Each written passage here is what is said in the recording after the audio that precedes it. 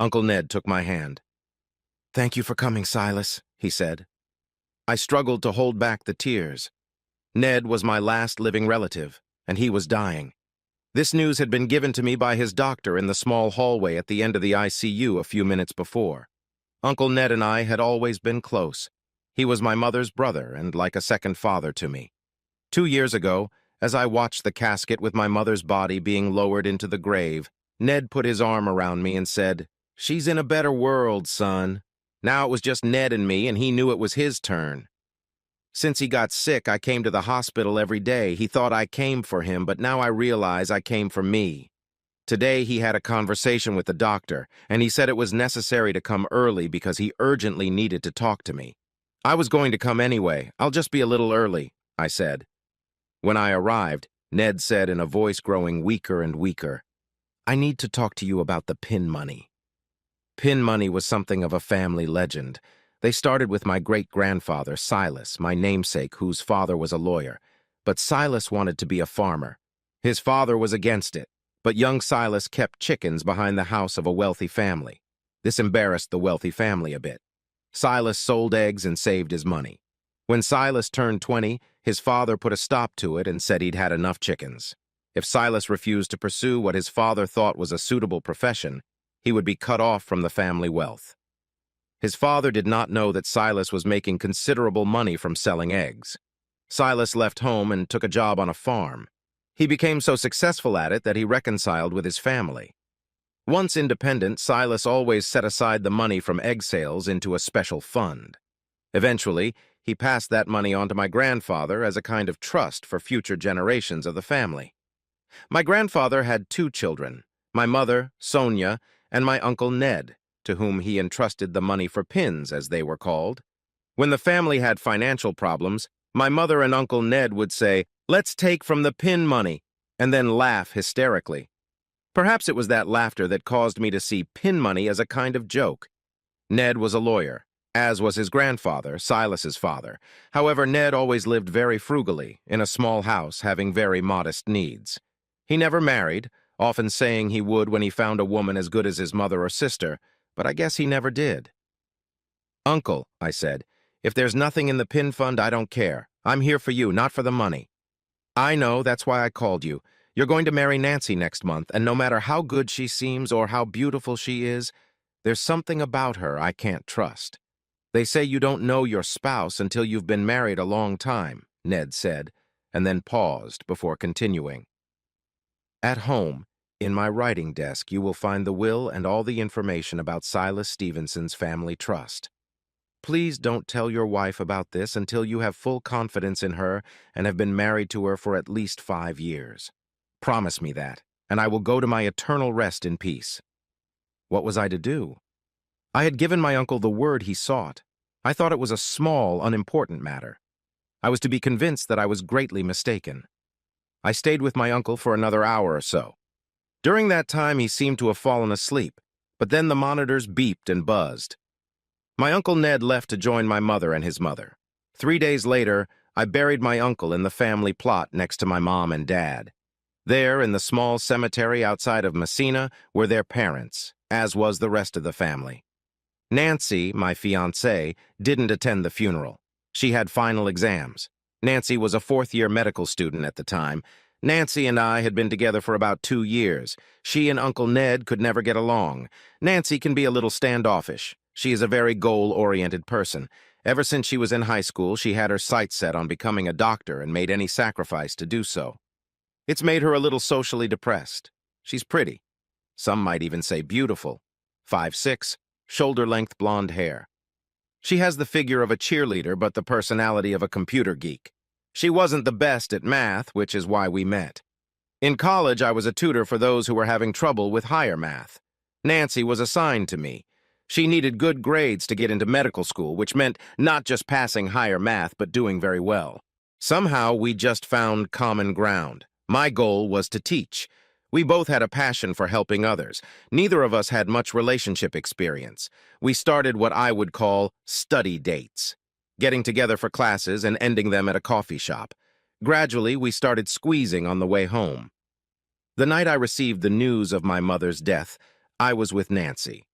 The next day, I asked her to marry me, but we postponed the wedding until I finished university and found a teaching job. A week after Ned's funeral, I opened my uncle's desk drawer and found that he had left me a great burden.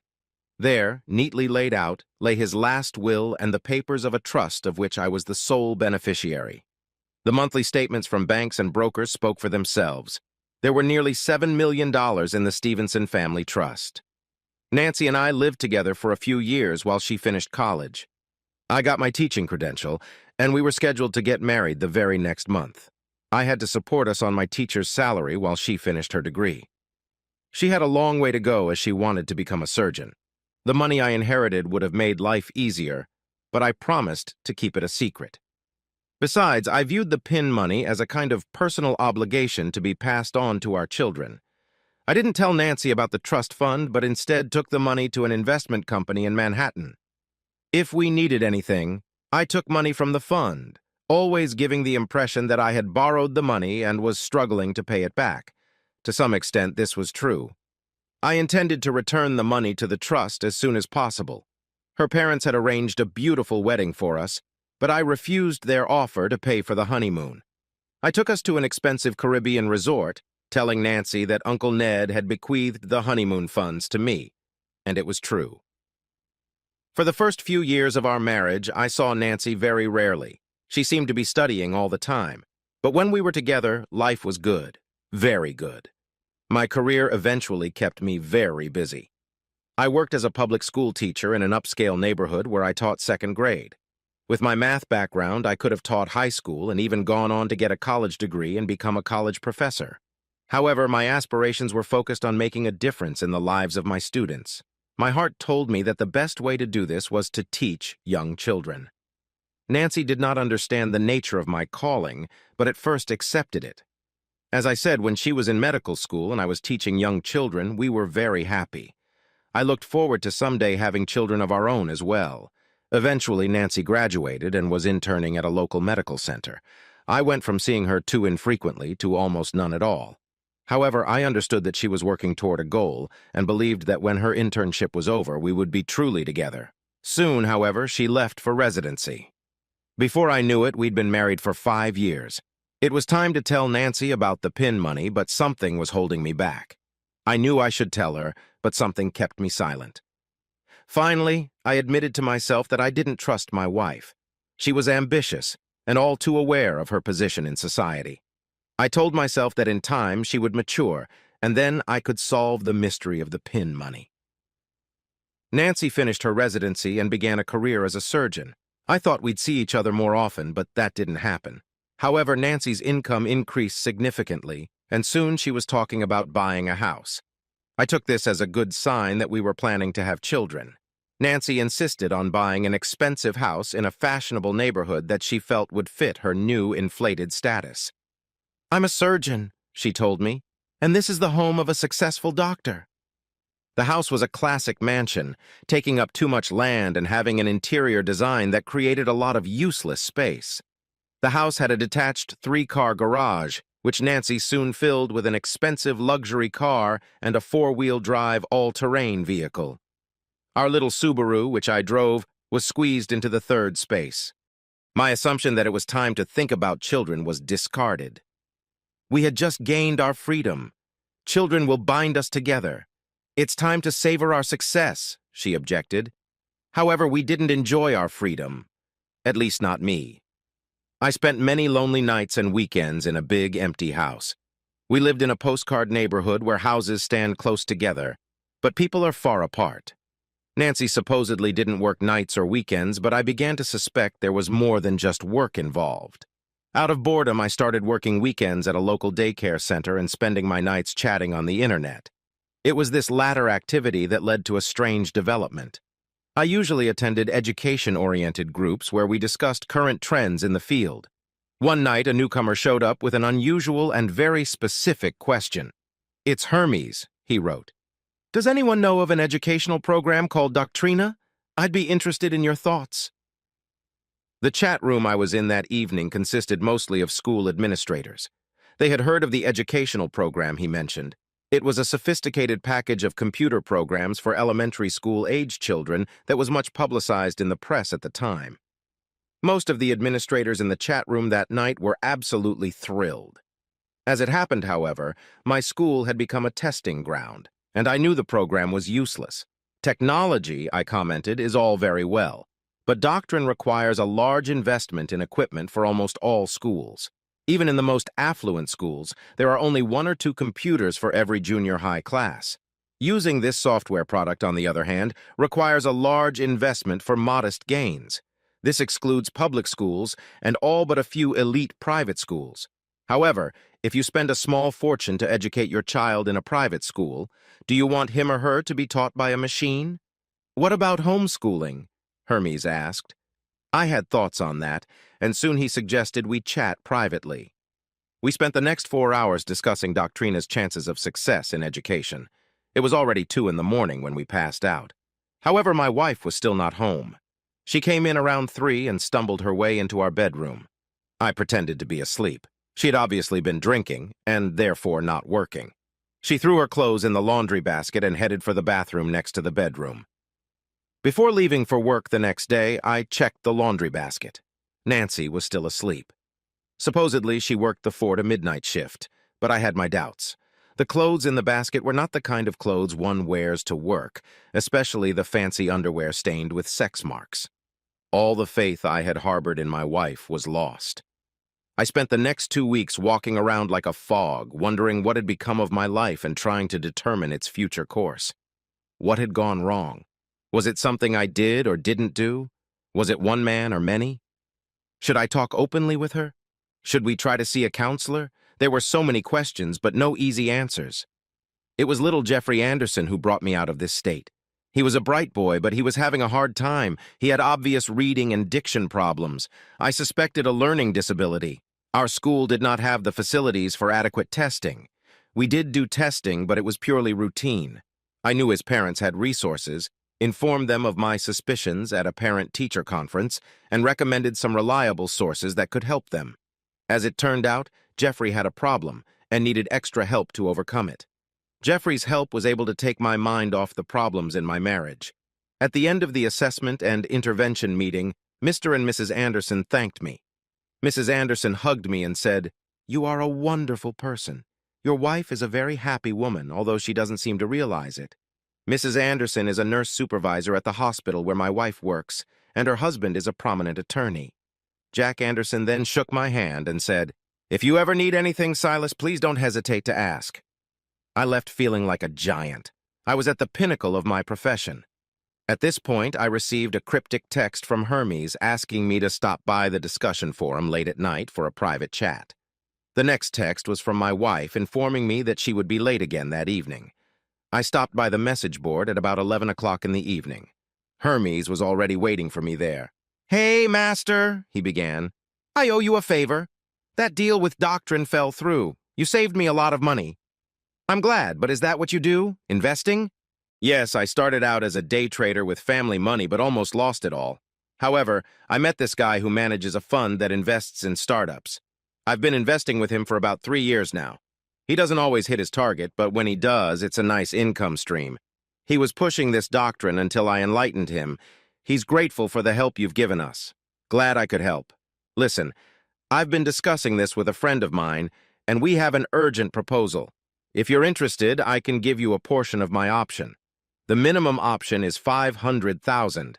I'll give you part of mine, any amount you want, up to $5,000, he said. Well, I guess I could put some of the money from the fund into pins, I typed. Ha ha, money for pins is good. I didn't know this guy outside of my message board interactions, but something nudged me that night.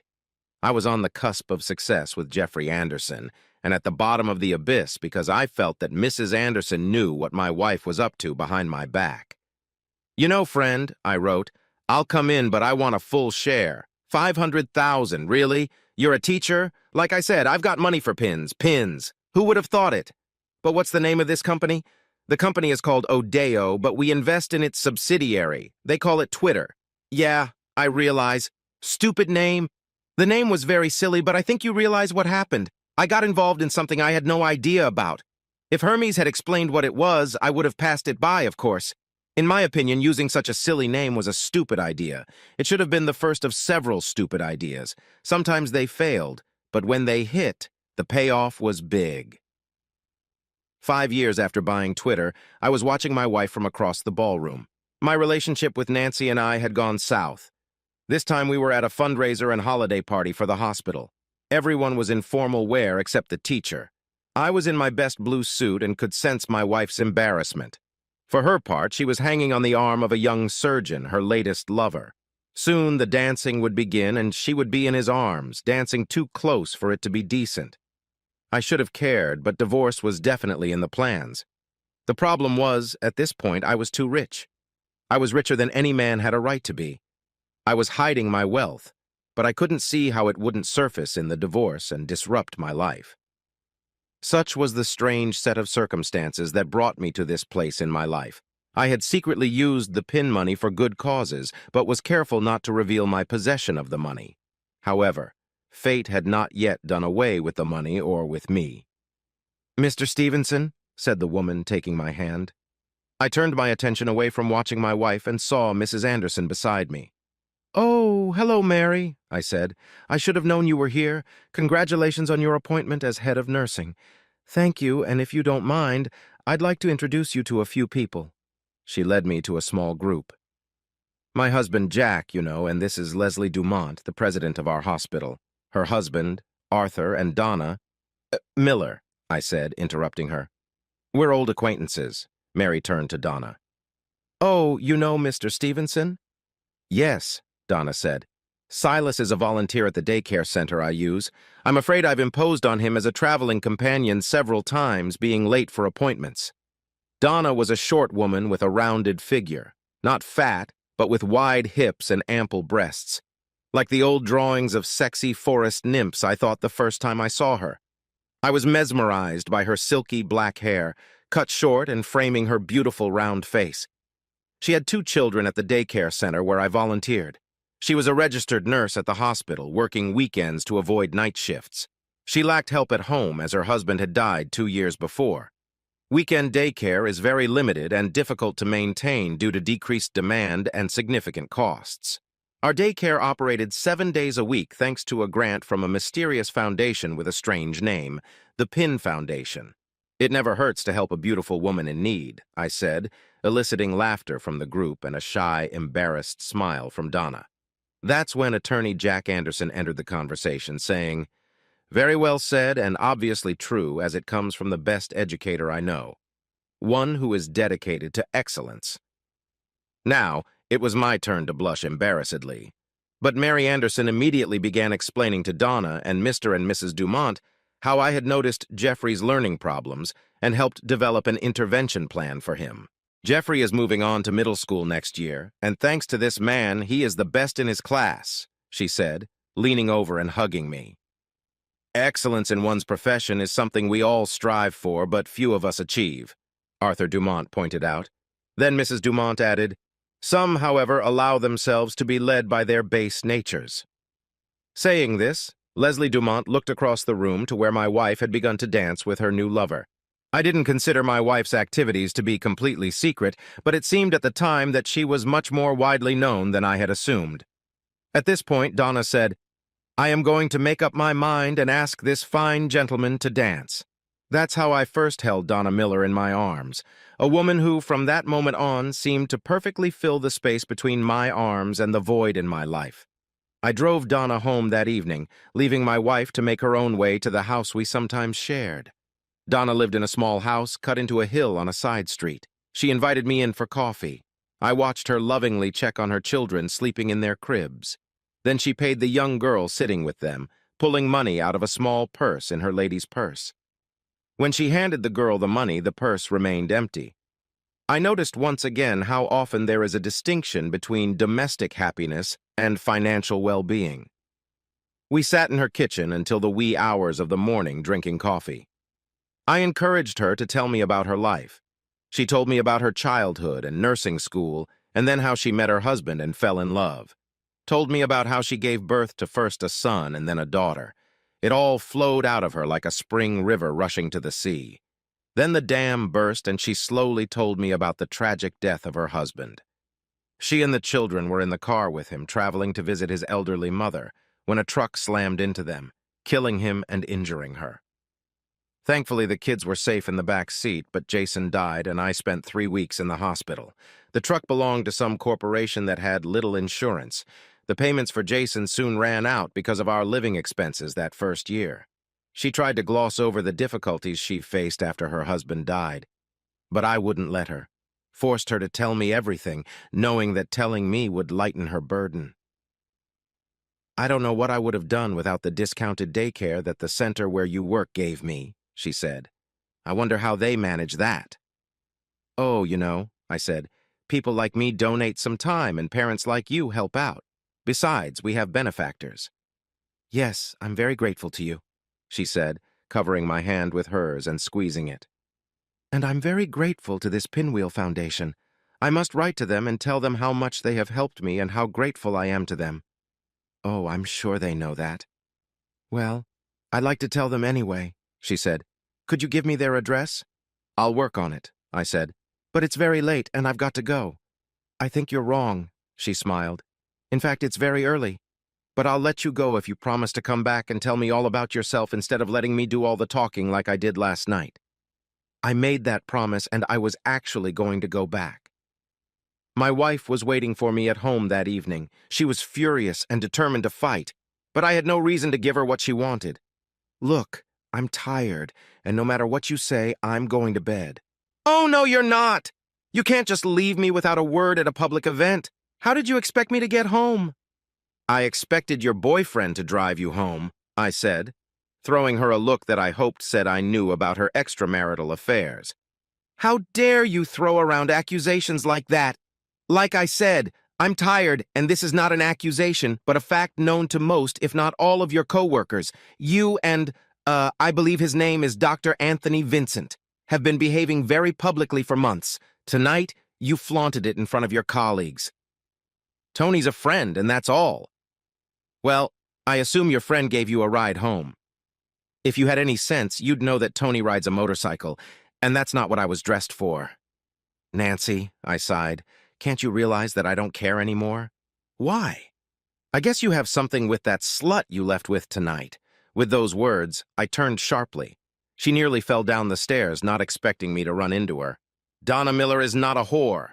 She is a widow and a mother, a decent woman that people like you don't understand." She hadn't expected me to defend Donna, and as she grabbed the banister to keep from falling, I saw something flush across her face. A mixture of fear and loss. But then she got her anger back, and when we reached the top of the stairs, she said, "You hate me because of my success." At the door to our bedroom, I turned to her again, but not with anger, but with curiosity. "What makes you think I hate you?" I asked.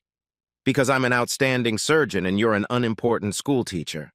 I could only shake my head as I entered the bedroom and got ready for bed. Apparently, she had decided she had scored a point with her last statement. "It's all mine, she asserted. "The house and everything in it, the Mercedes and SUV, the money in the bank accounts, and our 401k are all on my income. But not the money in the PIN fund. Not a single dollar came from her out of the tens of millions in the fund, which earned more in a week than she did in a year.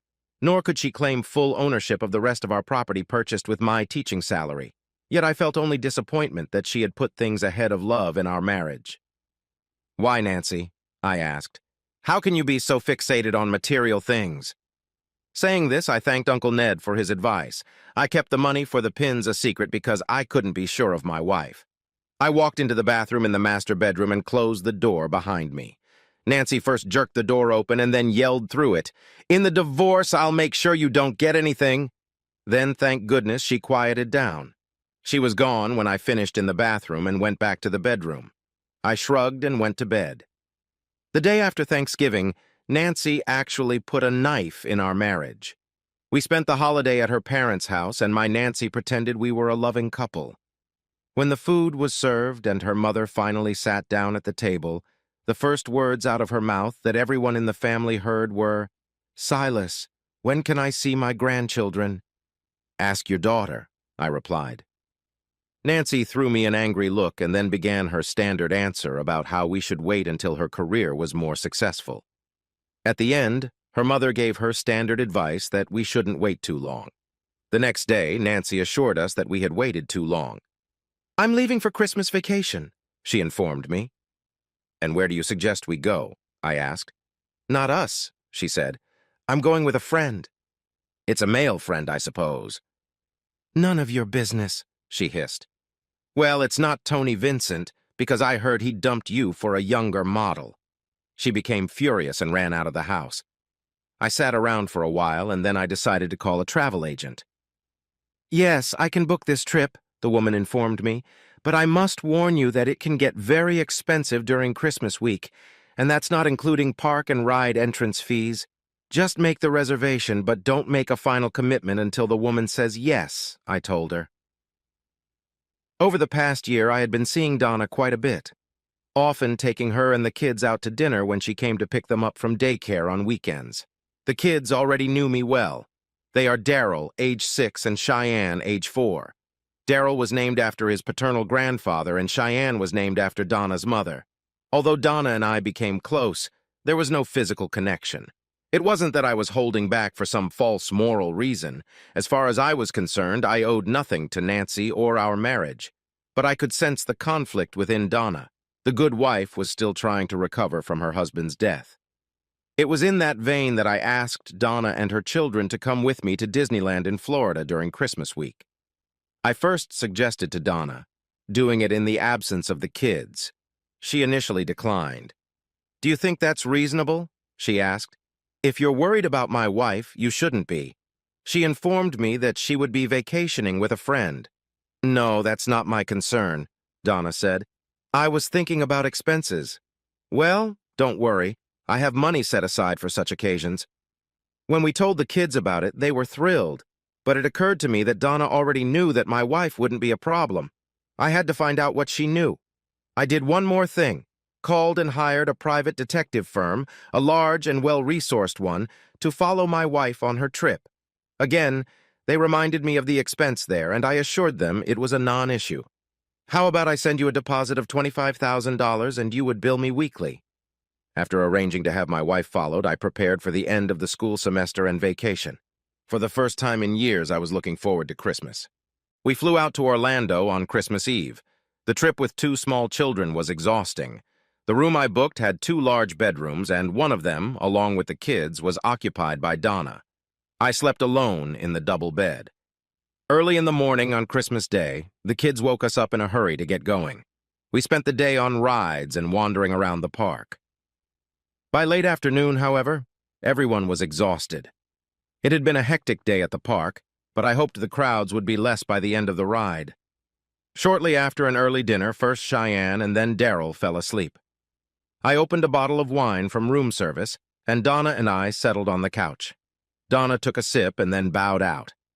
I figured she was tired and was going to go to bed. Donna came back in a simple short baby doll-style nightie. I was stunned and barely managed to whisper, "What the hell?" "Oh, you don't like it?" she teased, spreading the hem and spinning around a bit. The first time I saw her, I thought she looked a bit like a classic sexy nymph, but after seeing her like this, I realized she was the sexiest nymph ever. When she finished her little pirouette, I jumped up and hugged her. The sex that followed defies description. There seemed to be no end to our passion, and that's because it wasn't just passion. Each of us knew the other had fallen in love, even without having sex. We had moved to that state of physical intimacy that many strive for, but few achieve. Early in the morning, exhausted, we lay there in each other's arms, and I asked, "Why now, Donna?" "Because," she replied, "I love you, have wanted you for a long time and knew you wanted me. But you respected him and me enough to wait. I knew that the man she was talking about was her dead husband. We slept afterward, and it wasn't until later, almost on the last day, sitting in a small cafe drinking overpriced coffee, that I asked her what she knew about my wife's new friend. Her children were playing nearby, and she was watching them and speaking, not looking at me. "It's Dr. Sherman, and I'm afraid it's going to be a bit of a scandal." "Isn't that Thomas Sherman, the chief physician of the hospital?" "Yes," she said. The Thomas Sherman. But he's happily married and he must be at least 15 years older than Nancy, I objected. More like 20, and rumor has it he was just having an affair with a younger woman until his wife caught him in bed with her and kicked him out. Now it is said that he is trying to look wholesome, but no one believes he'll last long with a hospital whore, she opined. Then, realizing exactly what she had said about my wife, she turned to me with a flaming face and apologized. Don't worry. She is exactly that and more, I admitted. I didn't feel like driving home, but I knew we had to do it. We got home on New Year's Eve, just in time to celebrate the balloon drop in Times Square. I didn't go home that night, but stayed at Donna's. My wife returned the next day, only an hour after I arrived. She looked good and tanned, clearly after a vacation in the sun. I think her own tan prevented her from noticing mine. At any rate, we didn't exchange a welcoming kiss. The cool atmosphere persisted between us until February, when I came home from school and found her sitting in our living room. I knew what her problem was. I kept following her. News of the affair between the chief physician and the surgeon had reached the hospital trustees, and one of the lovers had to go. The whore was chosen. She wanted me to comfort her, but I found it difficult to do so. She also tried to regain my favor. However, as they say, the ship had sailed. In April, my marriage to Nancy came to an abrupt end. I waited for her to get back on her feet professionally before I demanded a divorce. Her return to her vocation did not come easily. The hospitals in our region knew of her reputation and wanted nothing to do with her. She finally found a position at a small hospital that specialized in bariatric surgery for weight loss to survive in the current healthcare environment. The chief surgeon was a woman, and Nancy became her assistant. I assumed this was a significant reduction in prestige, but probably not in salary. Anyway, the whole thing blew up over something on my part. At first, Donna and I tried to take precautions. Upon returning from Florida, Donna started taking pills, or rather some kind of patch. I am not knowledgeable enough to know what went wrong, but she became pregnant, and my happiness was unbounded. Since she worked at the hospital, the news got out quickly. I came home from school one afternoon intending to change and go to Donna's house. There was Nancy waiting for me. "Well, you got the little wench pregnant," she accused me. I just shrugged and replied, "Yes, and we're very happy about it." As I suspected, this made Nancy mad, and she started calling Donna and me names. When she calmed down a bit, I said as calmly as I could, "This should be no more humiliating to you than your status as a noble whore is to me. But if you want to soften the pain, I suggest you divorce me as soon as possible." "You're a bastard," she scolded. "You're not even ashamed." As for me, I have nothing to be ashamed of. I'll report the affair and call the little mother your mistress. "No, you won't," I laughed. "You see, I have photographs. I've been following you since Christmas before last. I especially like the set of pictures of you and Tom Sherman on a nude beach in St. Martin. If they get on the internet, whatever reputation you have left will evaporate." "You wouldn't dare," she said. "Try it." Afterward, I left and headed straight for Jack Anderson's office. He had been waiting for me for quite some time. Sitting in his office, he said, "You do realize, don't you, that she's going to demand everything? She can have everything but the PIN money, but it's clear I want to do it quickly," I said. "She can't get to the PIN trust. It's irrevocable, and you followed my advice to transfer your financial income into it gradually over time," Jack replied. "Okay, let's do it." Donna wasn't so optimistic. "How can you give her everything? You have to fight it. I'll lend you money for lawyers. I can get a second mortgage on this house. I don't care about my reputation, but I'm not going to let you go broke on my account. I brought a bottle of expensive champagne." "Let me pour you a glass. You'll probably need it," I said. She was sitting at the kitchen table and got up to stop me. "No," she demanded. "I'm pregnant and we can't afford it." "Just one glass," I said, gently nudging her into a chair. Once seated and some wine poured into her, I got down on my knee and said, "Donna Miller, will you agree to marry me? And then I'll tell you about the PIN money." She frowned, but nodded her head in agreement to my proposal, muttering, "Money for pins, that's the real thing." And I began to tell her, it all started with my great-grandfather Silas.